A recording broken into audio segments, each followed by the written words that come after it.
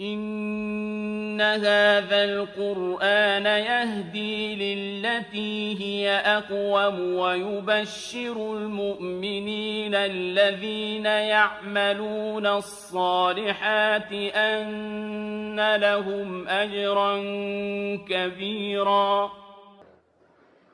Il est important que les dirigeants religieux, ainsi que tout dirigeant en islam, dirigeant de la famille, dirigeant d'un État, dirigeant d'une mosquée, imam, prêcheur, il est important que ces personnes soient de ceux qui veulent le bien pour ceux qu'ils dirigent.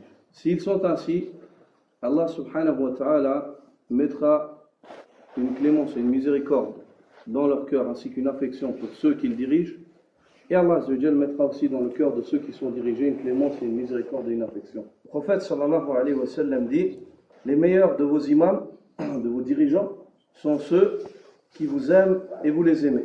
Ils invoquent en votre faveur et vous invoquez en leur faveur.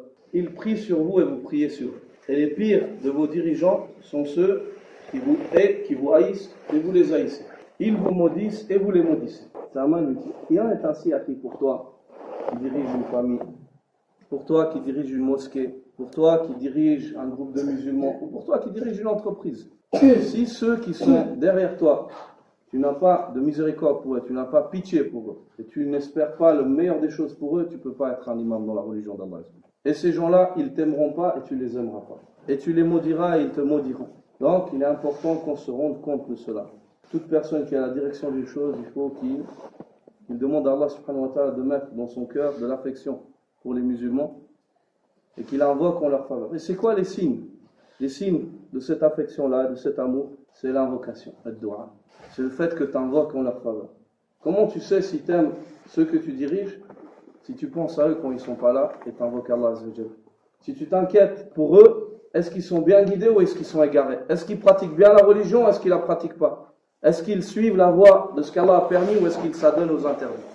Est-ce qu'ils ont une bonne croyance ou est-ce qu'ils ont une mauvaise croyance? Est-ce qu'ils sont sur la voie des gens de la sunna ou sur la voie des gens de l'innovation? Ça, c'est les signes d'un dirigeant qui veut le bien. Et les signes de ceux qui aiment leurs dirigeants, c'est quoi? C'est qu'ils ont pitié pour la responsabilité qu'Allah leur a donnée. Ils savent que c'est des faibles créatures manquantes et que sur leur épaule il y a une lourde tâche et ils invoquent en leur faveur lorsque personne ne les voit. Et s'ils ne peuvent pas les aider, au moins ils ne leur rendent pas la tâche plus difficile.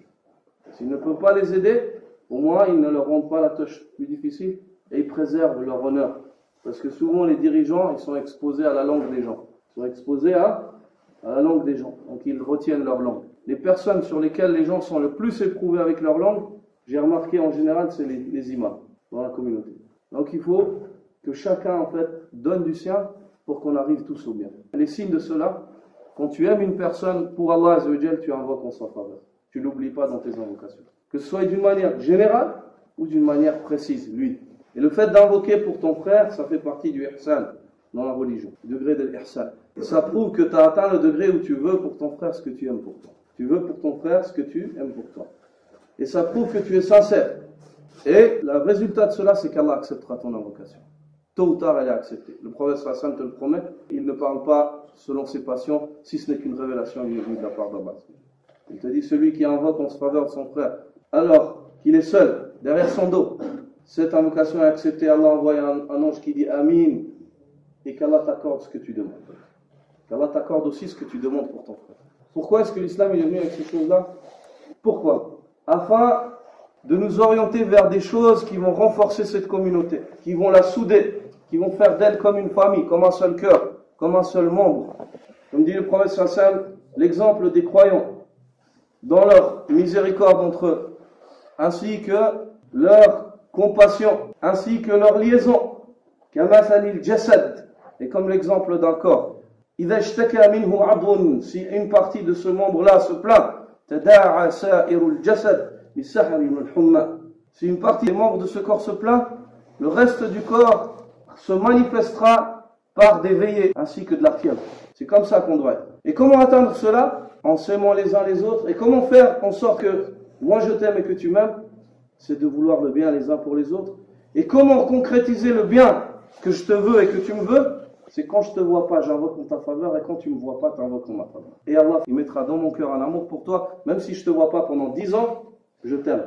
Et il mettra dans ton cœur un amour pour moi, même si je suis à des millions de kilomètres, tu m'aimeras. L'amour accroîtra de cette manière, c'est de cette manière-là que la communauté aura réalisé ce sur quoi étaient les premiers musulmans. Subhanakallah wa bihamdik, ashhadu an la ilaha illa anta astaghfiruka wa atubu ilayk.